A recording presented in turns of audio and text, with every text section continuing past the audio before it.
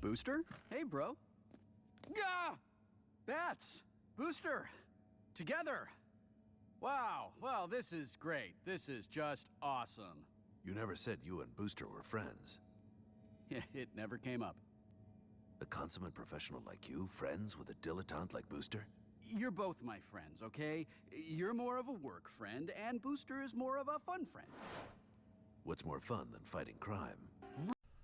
Hello everyone, thanks so much for joining me here today as we get to talk about one of my favorite subjects, comic books. My name is Jose. I love comic books, I love talking about them, and I love sharing them with you. Feel free to follow me on social media if you would like. Links are in the description below. I've also posted a link to the DC fan site that'll have plot synopsis and character bios for these issues. We're going to cover two issues today. We're going to cover Justice League 16 and 17. Now, I have covered these issues before, a couple years ago. But with my recent going back to doing 13, 14, and 15, I had skipped a lot of that stuff. And when I had originally done 16 and 17, I really skipped over a lot of the space stuff because we hadn't covered it. But now we have. So I've decided I'm going to give you new videos of some of the old stuff. So it is actually me covering them again. So, all right, here we go. His name is Wayne, Bruce Wayne. I have a playlist, by the way, with the Justice League International. I started all the way with issue number 1. And we're going to continue, I think, till about issue 25 or so. So here we finally get Batman back. He only appeared in the last page of the previous issue. So he's back. And so we have Max here. And I tell you, I never liked the heel turn that they did with Max Lord because I grew up with this, and I just didn't like what they did to him. But all right, Rumaan Harjavti is a dictator, a dangerous lunatic. He's up to something, and we've got to find out what. So Batman here, and by the way, they are referring to the dictator from early in Justice League. I think it was 3 and 4. And so that's what Maxwell Lord is referring to. Bialya, my Bialya. So Keith Giffen and J.M. DeMatteis do the story with Giffen as the scripter and Giffen as the plotter and DeMatteis as the scripter. And then Kevin Maguire is doing his wonderful pencils. And by the way, rest in peace, Keith Giffen. And then Al Gordon is his inker. So and so Batman says to Max, I think we're agreed on that point, Max. The question is, how do we find out? And Max says, Harjavti's holding some gala international gathering, inviting press and politicians and celebrities from all over the world to Bialya, all to unveil some new secret weapon I know. Oh, sorry, that was Batman. Sorry. I'm going to restart that part. And so Batman says, all to unveil some new secret weapon. I know. Harjavti's mammoth ego at work again. And Batman continues, and if he really got some new weapons at his command, then we've got to go in there and take it out. And Max says, we can't compromise the League's status. And Batman says, if the League won't do it, I'll do it. Alone, if need be. And Max says, oh, don't worry, Batman. The League will do it, but not in costume, not overtly. I assume you've got some kind of plan, asked Batman. And Max says, of course. I am a genius after all, he continues. That's the Max I love. Again, I was not too thrilled with the heel turn. And so Batman says, Harjavti's not the only one with ego problems I see. And Max says, Harjavti is a problem. Mine's just fine as it is. And so it says here soon. And Batman says, we've handpicked you for this mission. And one of them, probably Blue Beetle, says, oh, you mean nobody else was available? And Batman's like, can it, Beetle? So, Colonel Harjavti is a terrorist, a murderer, a madman. And Blue Beetle says, yeah, those are his good points. And Batman says, we can unpick you very quickly, you know. And so Beetle agrees. Here we have Booster Gold, we have Oberon, and the Green Flame. Now, Mr. Miracle, Big Barda, Martian Manhunter are all in outer space. And we covered 12 and 13, which show how they got into outer space. And we'll pick up with them later on. And so Oberon says, so the long and short of it is that you're going to this big bash in Bialya in disguise, he says. Sounds a little shaky. Has John approved this? Asks Oberon. And Batman gives us what's happening. John is busy trailing Mr. Miracle with the others. I'm in charge here. And he says, anyone have any problems with that? And she's like, not me. You lead and I will follow. And Blue Beetle goes kind of in low. Gee, you'd make a terrific Nazi. And she's like, what? I didn't say anything, says Beetle. And so Booster asks, when do we leave, Bats? And he says, soon. And Booster's like, how soon? And Batman says, immediately. Ooh, that's very soon. What I love about this book in particular is it does not take itself serious and is full of humor. Peter, I can't imagine how much funnier this would have been if Keith Giffen would have teamed up with Peter David, also rest in peace. And so here we says the Colonel Rumaan Harjavti Glorious International Airport in Bialya. And so Booster Gold says, pass me another airstick bag, Beetle. And Blue Beetle says, I think you've depleted the supply, Booster. And Beetle says, how about socks? And so Batman says, you two cut the clowning. And so Blue Beetle continues here. Here we have the terminal. Whatever you say, Bats, but I don't want him throwing up in my shoes again. But you called me Beetle. And stop calling me Bats, Beetle. Remember, we're undercover. Oh, sorry. And stop calling me Bats. And then, but you called me Beetle.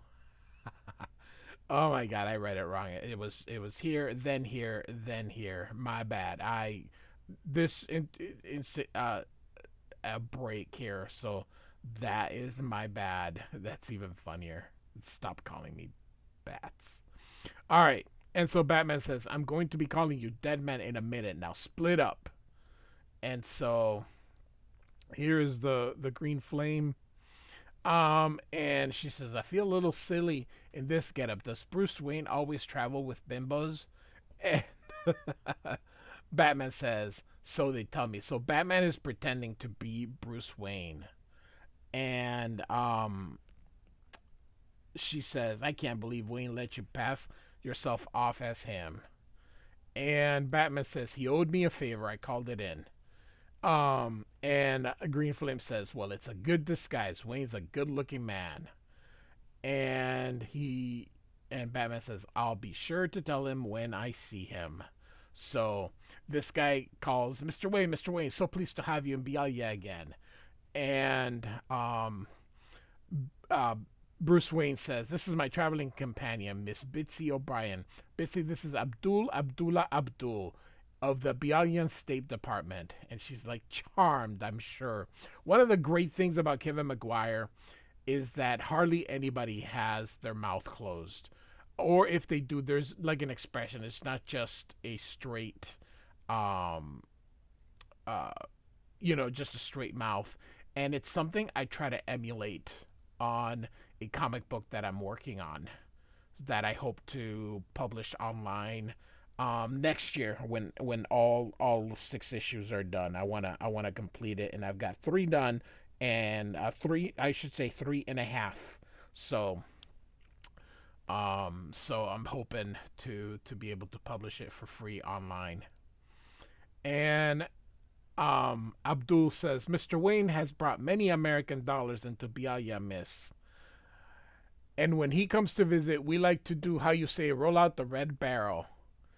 And so it's actually the red carpet, but let's not carp. And what does the fish have to do with it? And so never mind. Again, humor. Here's your limousine, air-conditioned with a bar, telephone, television, and the Nautilus machines as usual. And she's like, Nautilus machines.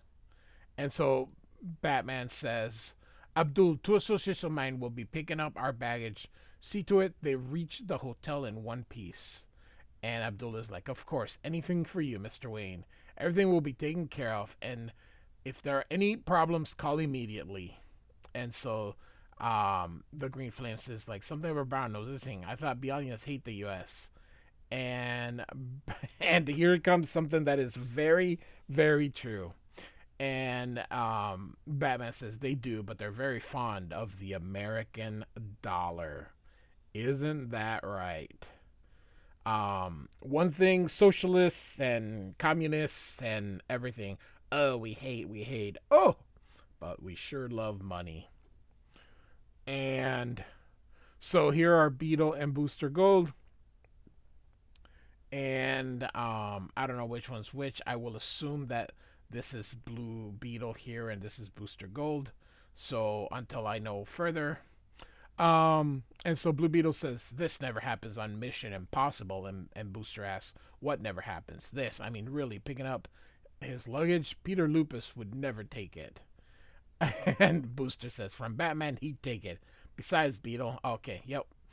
We're supposed to be Bruce Wayne's loyal lackeys. And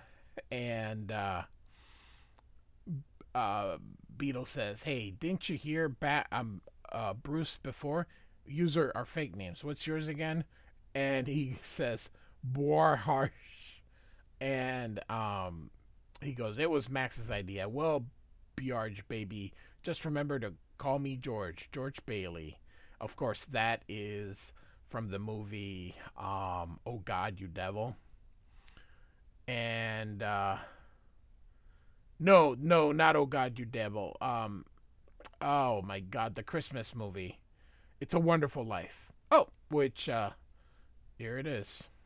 So, all right, so Blue Beetle ends up picking everything here.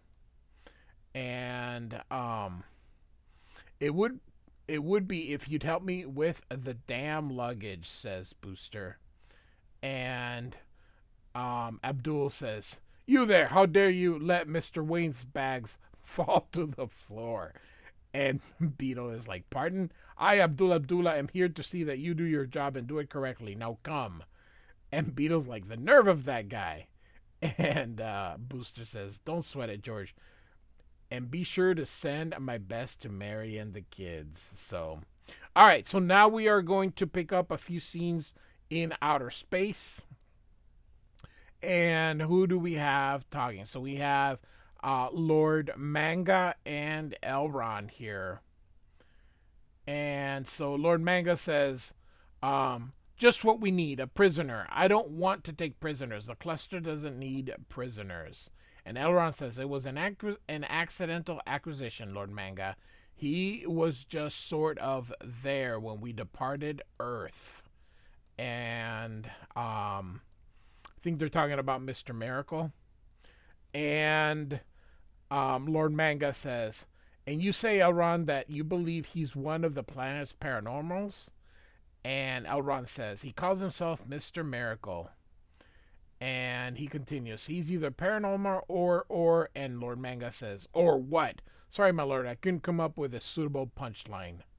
And so, oh my God, I love the humor here.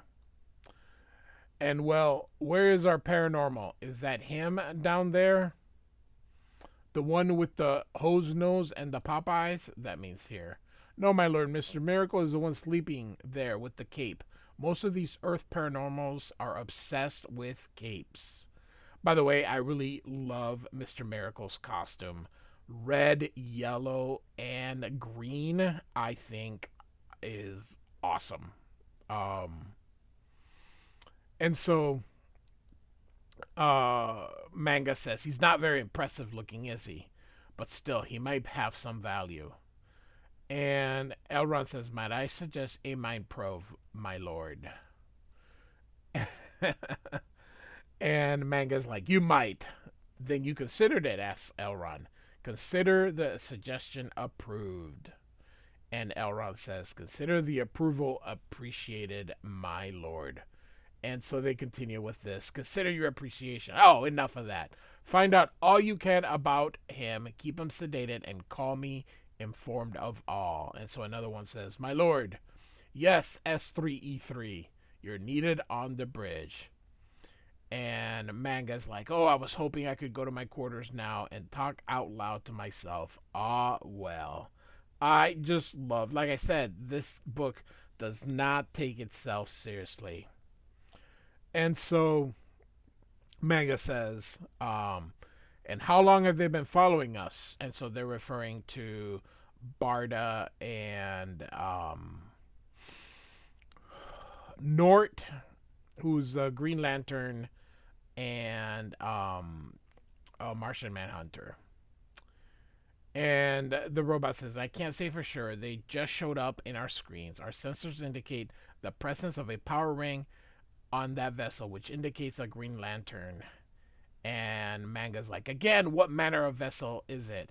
Not very advanced. In fact, it's standard for interstellar travel. And Manga says, good, we had enough headaches back on Earth. Let's lose them. Prepare the jump to hypersafe. Or is that prepare for warp speed? I always get those two confused, meaning Star Wars and Star Trek. Funny. And so now on that other ship, we're picking up their signals on sensors, but they're still too far for visual confirmation. And Barda says, well then, oh, sorry, that was Martian Manhunter. And Barda's like, well then, pick up speed. I want to see them before I destroy them. I love Big Barda. I know with everyone loves Darkseid and Orion and all that stuff. But for my money, the best Jack Kirby creation is Big Barda. She is the most coolest looking character in design. I'm telling you, when Mr. Miracle and Big Barda, I think Jack Kirby peaked. That was better, the better creation, better than, oh my God, what has he created? Better than Captain America, better than anything he's done. I think they are absolutely the coolest visual characters. I feel bad that New Gods just didn't explode and did that well, and that these characters are pretty much B characters, meaning Barda and Mr. Miracle. Because man, oh man, are they not cool looking. So anyway, so Martian Manhunter says, Barda, I appreciate your enthusiasm and the love for your husband that fuels it, but we must exercise extreme caution. The power emanations from that ship are staggering. And Barda's like, I don't care about that John. What I care about is my husband. And so Red Rocket's also there. I missed him the last time. I'll tear that cluster apart with my bare hands if I have to. And Rocket says, noble sentiments, Comrade Barda. But rushing blindly into a dangerous situation never did anyone any good. And she's like, I don't recall asking for your opinion, Rocket Red. This is I'm telling you, this is awesome. And he's like, come to think of it, you didn't. Rocket Red is correct, Barda. Think, if we know their position, then they... Oh, excuse me, I yawned. My apologies. They must surely know ours. I think it would be best to check in with Nort now, though heaven knows why. And so Nort is that Green Lantern here, and so they call him, and he is very dumb, to say the least here. And so they call him, and so Nort, yo, he answers. Move us in. And he's like, move us in where? Move in after the alien vessel. After it's done what? Yes. Nort, read my lips. Follow that ship. Oh, you might have just said so. And John's like, my deepest apologies. And so Nort's like, don't worry about it, John, old buddy, old pal. By the by, it's mighty hard to read your lips when I can't see your face. And he's like, now, Nort.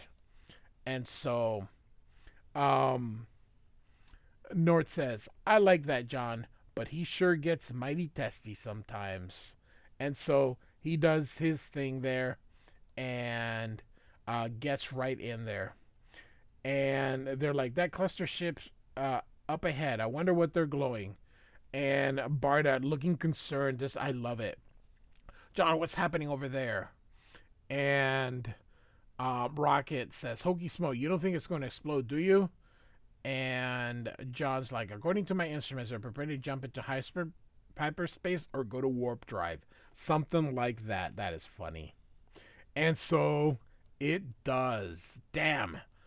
And of course she screams, Scott, no. Why are we just sitting here? Why aren't we going after them? And John's like, we couldn't possibly duplicate that with this ship. We've lost them. So, all right. So now we are going to go back to our story.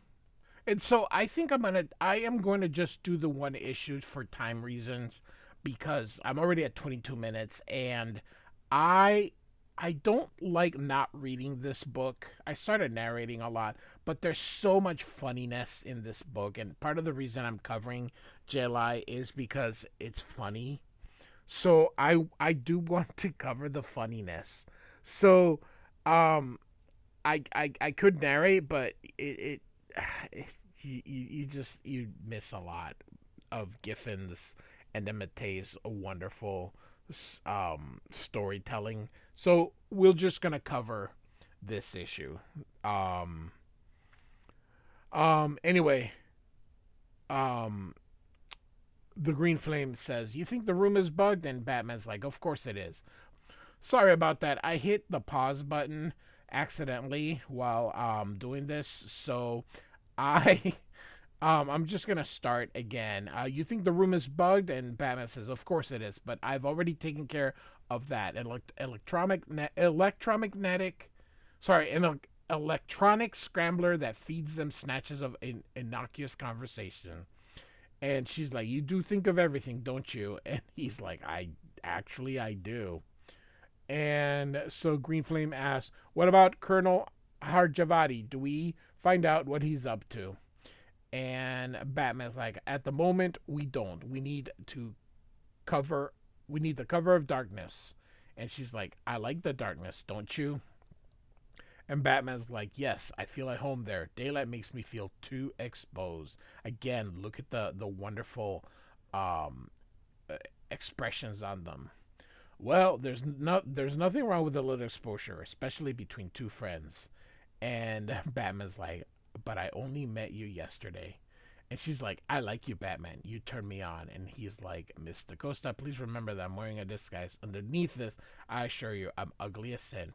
Now, let's say we go for a walk, a very long walk. So if that was Daredevil, they would have gotten it on. And so later, you're sure that any bugging device is working?